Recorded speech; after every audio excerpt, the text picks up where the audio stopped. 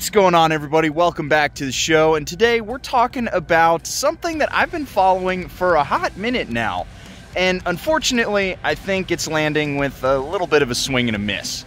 So today we are talking about Kawasaki's new electric motorcycles. They have two, the Ninja E-1 and the Z E-1, I believe. Is Kawasaki and their numbers and letters, man. Unfortunately, a little bit of a whiff on these, but they are so close to something very, very cool. Let's hit the road and talk about it.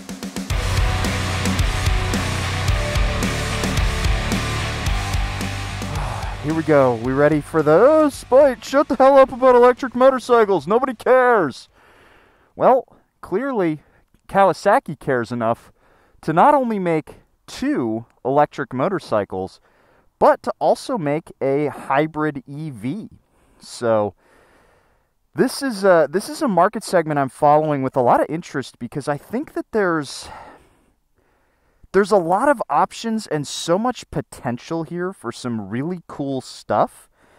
And that's why I'm just a smidge disappointed by this Kawasaki stuff. However, it does represent a really, really cool leap into the future, and it opens up possibilities for so many different options here. There's so many cool things that Kawasaki can do with these motorcycles that they probably will in the future. And part of the reason why I think they failed is because they are going so hard into making these look like proper motorcycles. We'll talk about all of that in a second. But I do want to talk just a little bit about the history, because this has been a topic, seriously, I have been following for years. And it's so cool to finally see it come to fruition. So, back in the day, we heard rumblings that Kawasaki was going to make a electric Ninja. And me personally, I was thinking, oh, okay, so it's going to be an electric Ninja. That means it's going to be kind of like the Livewire. It's going to be, 650 plus, we'll call it, horsepower, kind of like 800-ish class horsepower. Going to be a little bit heavy and going to be very, very expensive. That was my original thought here. And then they came out and said they were making a hybrid, and I was like, okay, that's really weird. And originally, my first thought was just vile, from the gut revulsion to this concept. I hated it at first. And then I started to think about it, and I was like, wait. This is actually really cool. There's something really, really cool about this concept. And then, I think it was like 2 years ago, maybe 18 months or something back, Kawasaki was at, I think it was some Osaka Raceway, and they unveiled both of these motorcycles, and I believe they had the hybrid there, don't remember. But they've been working on this project for years. Basically, as long as I've been really paying attention to motorcycle news, this has been cooking in the background, and it's really neat to see it, actually coming to market, because it's a story I've followed with great interest. I've watched its career with great interest. So that gets us to today and the news, the story, as it were. Kawasaki has officially unveiled their Ninja E-1 and their Z E-1. And these are both all-electric motorcycles that originally are going to piss off so many people. This is going to make so many people in the ICE crowd so mad, just because they're going to look at the specs and they're not really going to think about it all that much harder. So let's rip that band-aid off. What are the specs on these? Okay, brace yourself. 5 kilowatts, which is like 9 horsepower, and like 29 foot-pounds of torque. It does have a E-boost. The maximum output of this motor is 9 kilowatts, which I'll have the exact conversion up here on screen. No matter what way you slice it, those aren't great power figures, especially when you consider that the Ninja is over 300 pounds, and the Z is 297, something like that. They're not exactly super duper lightweight. They are lightweight relative to, you know, the Ninja 400. The Ninja 400 is about 360 pounds. The Ninja E-1 is 60-ish pounds lighter with, what is that, a quarter of the maximum horsepower?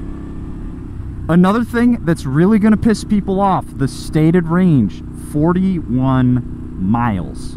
And that's road mode without the E-boost. So the E-boost is going to give you a little bit more juice. That's going to get you up to that 9 kilowatts. Oh, and you ready to drive home this rage boner all the way? Both of these motorcycles are around about $7,300. That's more than I paid for this Grezzo, which has 108 horsepower and 70-something foot-pounds of torque. I don't remember. But, yeah, they're kind of expensive. And I know people are already in the comments being like, this is dead on arrival. I'll never, ever buy one. And this is stupid. Kawasaki should just make inline 4, you know, Ninjas. They should just be doing the ICE thing, and electric is a phase and it's gonna die. Hold up, guys. Hold up. Pump those brakes real quick.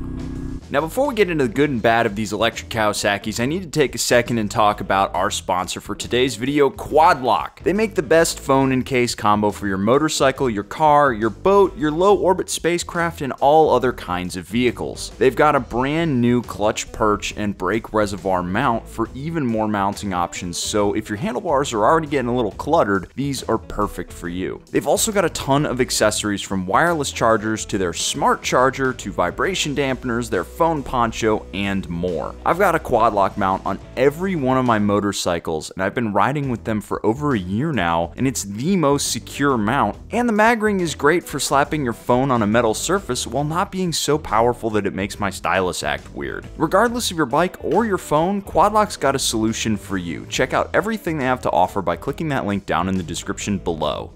Now let's get back to it. There's some really awesome stuff about these motorcycles that you really got to consider. So first of all, these bikes ship with 2 independent batteries. So inside your gas tank, more or less, you'll have 2 battery bays side by side. And in those battery bays, you can swap between both batteries. So my assumption is you run one battery, run that flat, that gets you 41 miles, and then you swap over to your other battery, which you can run flat and get another 41 miles. So we're talking about actually closer to 70 to 80 miles of range, depending on how you ride. B, these motorcycles, they top out right around 60 miles an hour with the E-boost. They're not designed for long day rides. They just aren't. They're meant for around town city cruising and for getting people around college campuses and getting people from their apartment in New York to their office down the street really quickly. And that's really where these motorcycles are going to shine. It's not out here. 100%, it's not out here. They're not built to run Lime Creek. They just aren't. I've been on the road for 30 miles so far today, getting into this area from Manor, where I live. It's about 30 miles to get here. I could basically run up and down Lime Creek and then back, and I would be absolutely stretching the limits of what that bike could do. But it's not meant for me. Also, having these batteries that you can pull out and switch between means that you don't have to drag the motorcycle into your apartment to charge it. So if you live in a place like where I used to, where you don't have access to charging outlets in the garage, you don't have to worry about, you know, running an extension cord from the hallway out to where you park your motorcycles. You just have to pull the batteries out. And because the bike is designed to carry two at once, you don't have to have one in your backpack. So you're not carrying, you know, I don't know, 30 or 40 pound battery in your backpack. You just have to, you know, have it in the bike and swap the cables. I also appreciate the fact that these are full-size motorcycles. They're not like electric bikes. They're motorcycles. They look like bikes. They're designed to be on the road and plated. They come ready to register, unlike stuff like the Sur-Ron Lightbeat, which a lot of people run on the street because it has very similar specs. Very similar specs. It does very similar stuff. But it's not as easily plated as something like this Kawasaki. Also, this is the first bike of this kind from a major manufacturer. So you're going to get Kawasaki dealer support. Really love that. I mean, not like you're going to need a ton of maintenance anyway, because these are super low maintenance bikes. But if you encounter any issues, you just go to your local Big 4 dealer, and they're everywhere. Big 4 dealerships are like florists, you know? They're all over the place. Now, I've talked a lot about the good stuff and how this really, really excites me. Now let's talk about where I think they messed up, okay? I think they messed up by doing something that I just shouted out as a positive. They're sticking with the design architecture of their bigger motorcycles. They're putting all of this in the trappings of a full-size bike. And while that's really cool, and it can cause people to be like, oh, that's an electric Ninja. Awesome. I love that. What it also does is it means that these motorcycles, or electric bikes, they're subject to a lot of the same motorcycle negativity, electric bike negativity. If you could set it up as almost a separate product and not put the Ninja or Z name onto it, I think people would adopt it a lot better, and I think you can cut the price just a teensy bit. Look at something like the Solar Eclipse. Solar Eclipse is from a London-based company called Solar, and it is very, very similar. It weighs like 150 pounds, something like that. It's very light. It has swappable batteries, however, it can only carry one battery in its bay at any given time. So the Kawasaki, I think, offers a lot more than something like the Solar does. Also, the Kawasaki has proper motorcycle brakes. A lot of these little bikes, they don't have the full-size Nissan calipers or whatever unbranded motorcycle caliper they have. They often run with like bicycle brakes. And sure, they may be light, but bicycle brakes ain't gonna stop a bike going 60 miles an hour like a radial caliper, you know, a proper brake caliper, radial or axial even. They just don't have the grunt to stop a bike. So I really like that Kawasaki is putting proper motorcycle hardware on there. It also makes it a lot easier to service. You don't have to get specifically designed little baby brake pads. You just get the same brake pads that you put in your Ninja 400. However, the rest of the trappings of motorcycles invite too many comparisons. For example, I 100% guarantee this is going to be made or has already been made in the comment section below. Ninja 400. Ninja 400, 47 horsepower, 20 or 30 foot-pounds of torque, 360 pounds. It's like $5,800 or something like that. Everybody's going to be like, oh, I'll just get the Ninja 400 because I don't have to worry about gas and all of this stuff. I totally get that. I totally get that. But again, you gotta understand these are for different kind of consumers here.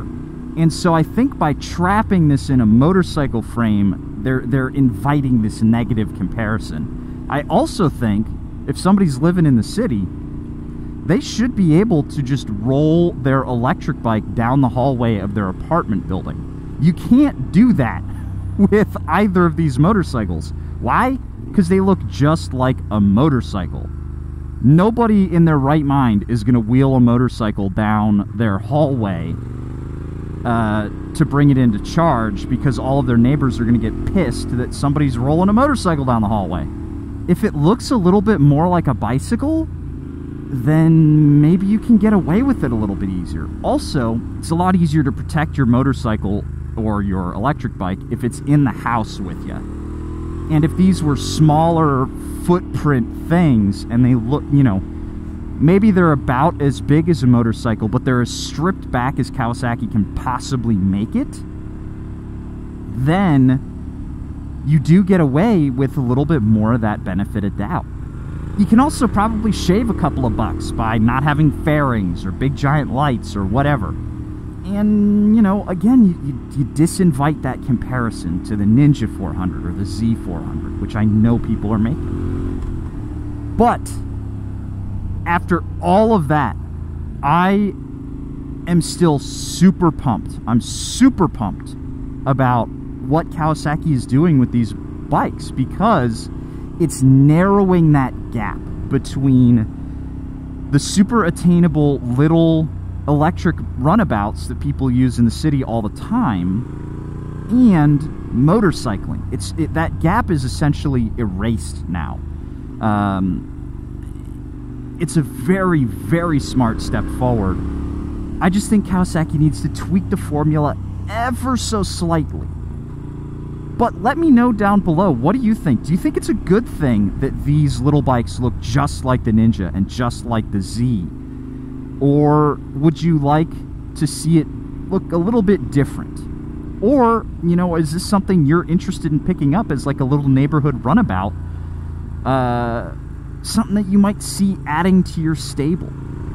Personally, I think that this is going to cause a lot of people who are mad about, like, oh, you have to replace the battery after so many cycles. Well, the battery's designed to be replaced. You just plonk it in, take it to a recycling center, and then get a new one. This also helps open up opportunities for, like, battery sharing stations, if we ever get that up and running, because they're trying to get that going in Europe. And I think like swappable universal battery stations is awesome. I think it's such a cool idea.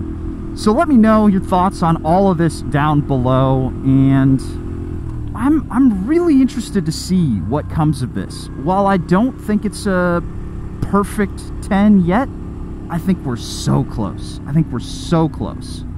And I'm definitely going to look to try to get my hands on one. I might see if Big Daddy Kawasaki will let me have a bike. I highly doubt it. I highly doubt it. But if I can get my hands on one, you best be sure there's going to be a review on it, because it's a really cool idea. And with that being said, guys, I'll catch you in the next one. See you later.